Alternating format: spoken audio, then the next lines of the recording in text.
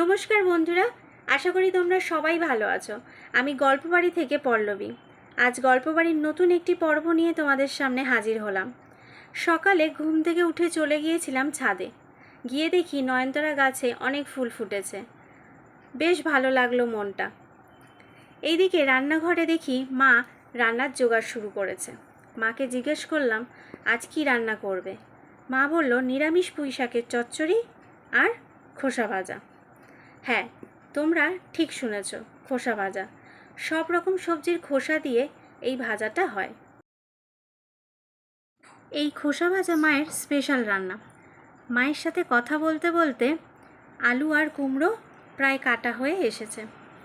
আজ পুঁই শাকটা বাবা এনেছিল বাজার থেকে। পুঁই শাক কাটতে কাটতে মা বাবাকে বলল পুঁই শাক ভালো না, বাবা নাকি এখনও বাজার করতে শেখেনি। ভাই নাকি খুব ভালো পুঁই শাক চেনে, ঠিক মায়ের মতো।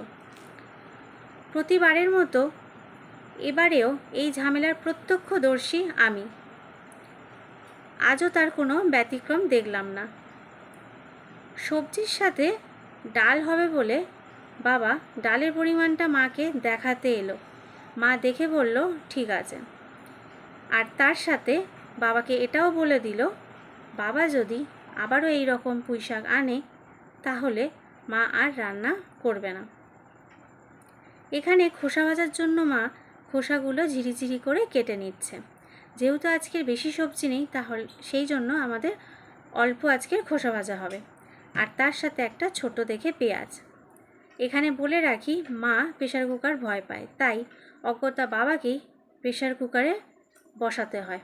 সবজি কাটা হয়ে গেলে পরিষ্কার করে তুলে নিয়ে মা ভালো করে ঘরটা মুছে নিল, কারণ আমার মা ভীষণ পরিষ্কার পরিচ্ছন্ন পছন্দ করে। এইদিকে প্রেশার কুকারে ডাল রেডি। সিটি পড়তে না পড়তেই প্রেশার কুকারে বাবা এসে নামিয়ে নিল। মা বসিয়ে দিল ভাতের হাঁড়ি। আরেকটা স্টোভ ধরিয়ে কড়াইতে তেল গরম করতে লাগলো। তেল গরম হয়ে গেলে কেটে রাখা খোসা শুদ্ধ বড় বড় আলুর টুকরোগুলো তেলে দিয়ে একটু হলুদ সাথে দিয়ে ভালো করে নেড়ে চেড়ে ভেজে তুলে নিল একটা গামলায়। তারপর কুমড়োগুলো দিয়ে হালকা ভেজে তার মধ্যে দিয়ে দিল পুঁই শাক। এখানে কিন্তু কোনো রকম ফোড়ন ব্যবহার করেনি মা। নুন, হলুদ গুঁড়ো, লঙ্কা গুঁড়ো দিয়ে থালা চাপা দিয়ে দিল কিছুক্ষণের জন্য। কিছুক্ষণ পর থালা তুলতেই দেখলাম পুঁই শাকগুলো নরম হয়ে গেছে। এখানে বলে রাখি আমি খুব একটা রান্নাঘরে ঢুকি না। মায়ের বক্তব্য আমি রান্নাঘরে ঢুকলে রান্নাঘর নাকি নোংরা করে দিই, সেই জন্য আমার খুব একটা আশা হয় না রান্নাঘরে। কিছুক্ষণ পর থালা তুলতেই দেখলাম পুঁই শাকগুলো একদম নরম হয়ে গেছে। ভেজে রাখা আলুগুলো দিয়ে দিল মা। বেশ কিছুক্ষণ আরও কষানোর পর দেখলাম অল্প জল দিল পুঁই শাকের মধ্যে, দিয়ে আবারও একটু ভালো করে নাড়াচাড়া করে থালা চাপা দিয়ে দিল।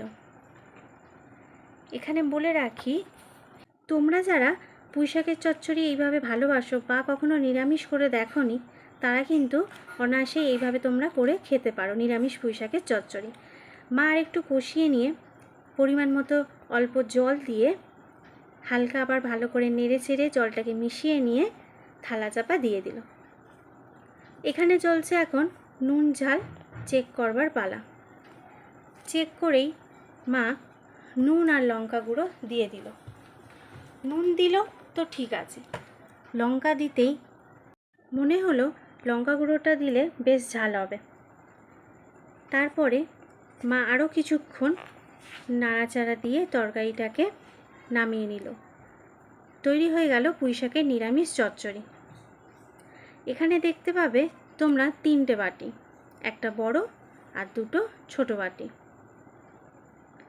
বড় বাটিটা আমাদের জন্য আর ছোট বাটি 2টো, একটা হচ্ছে দোলনদির জন্য আর একটা বৌদির জন্য। এটা আমার মায়ের রোজকার রুটিন। মা কাউকে না দিয়ে খেতে পারে না। মা বলে কাউকে না দিয়ে খেতে নেই, তাই এটা আমাদেরও ছোটোবেলার থেকে অভ্যাস হয়ে গেছে মাকে দেখতে দেখতে, যে প্রতিদিন মায়ের হাতের রান্না কেউ না কেউ খায়।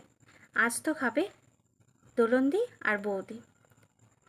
মা বেড়ে রেডিও করে ফেলেছে টিফিন বক্সে আর বাটিতে। এদিকে খোসা ভাজার জন্য কড়াই রেডি। তেল ঢেলে মা শুকনো লঙ্কা ফোড়ন দিয়ে কেটে রাখা খোসা আর পেঁয়াজ কুচি একসাথে দিয়ে তাতে স্বাদ মতো নুন আর গুঁড়ো হলুদ দিয়ে ভালো করে নেড়েচেড়ে চাপা দিয়ে দিল। মা টিফিন বক্স আটকে রেডি করে নিল দোলনদিকে দেওয়ার জন্য। এদিকে খোসা ভাজা প্রায় হয়েই এসেছে। মা চেক করছে আলুগুলো সেদ্ধ হয়েছে কিনা। সেদ্ধ হলেই নামিয়ে নেবে খোসা ভাজা। কড়াই থেকে নামিয়ে আমাদের জন্য আর দোলনদির জন্য বাটিতে নিয়ে নিল মা। বড় বাটিটা আমাদের জন্য আর ছোট বাটিটা দোলনদির জন্য। মা গেট খুলে বাটি হাতে নিয়ে চলল দোলনদির বাড়ির উদ্দেশ্যে।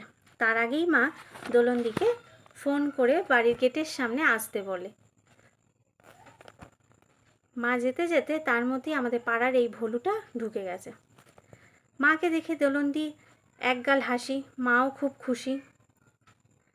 আজ গল্প বাড়ির পর্ব এখানেই শেষ। আবার দেখা হবে নতুন ভিডিওর সাথে। তোমরা সবাই ভালো থেকো, সুস্থ থেকো। Thanks for watching. আর আমার ভিডিওটা যদি তোমাদের ভালো লেগে থাকে, লাইক, কমেন্ট অ্যান্ড শেয়ার করো।